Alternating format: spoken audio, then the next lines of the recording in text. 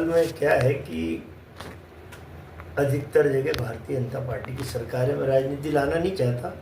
लेकिन जो बात सत्य वो ये है कि केंद्र में भी भारतीय जनता पार्टी की सरकार है और राज्यों में भी अधिकतर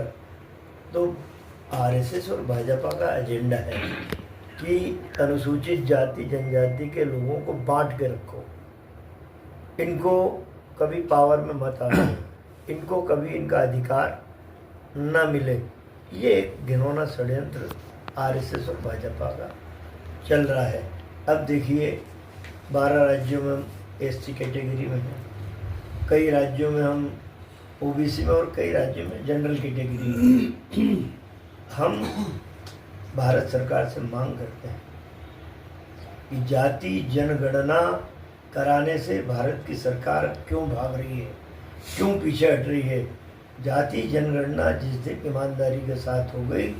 हमें हमारी जाति को न्याय मिलने में दे।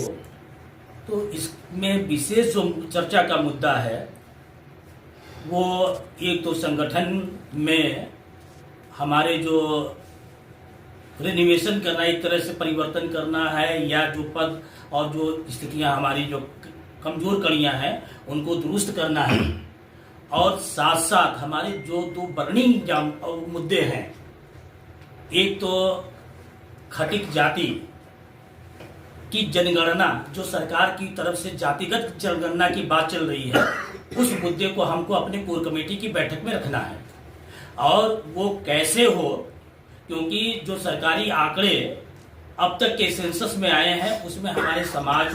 की जो गणना की गई है वह डिफरेंट स्टेट में, अलग अलग प्रांतों में अलग अलग तरह की है, जो बहुत ही कम है। पूरे देश में लगभग मैं समझता हूँ कि लगभग हमारी जो जनसंख्या है खटिक समाज की 11 करोड़ के आसपास है, लेकिन हमको 11 करोड़ के तुलना में कहीं भी कोई भी सरकार की तरफ से जो मिलना चाहिए हकदारी,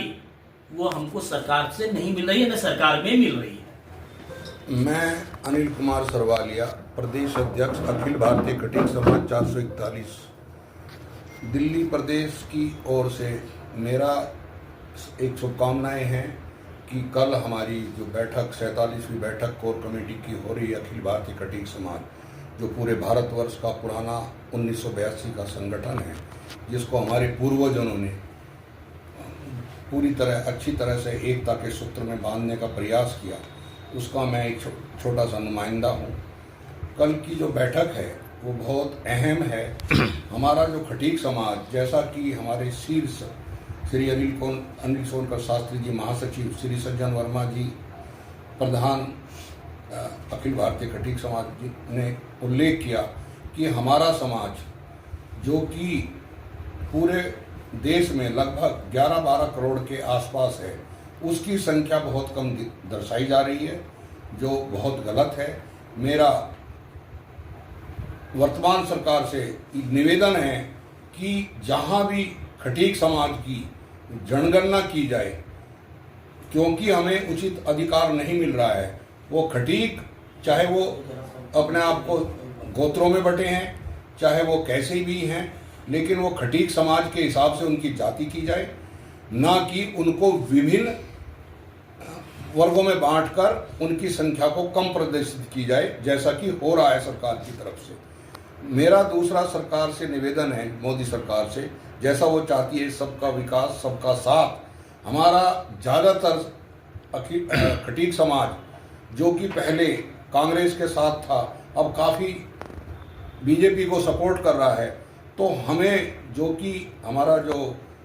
अनुसूचित जाति है, गांव में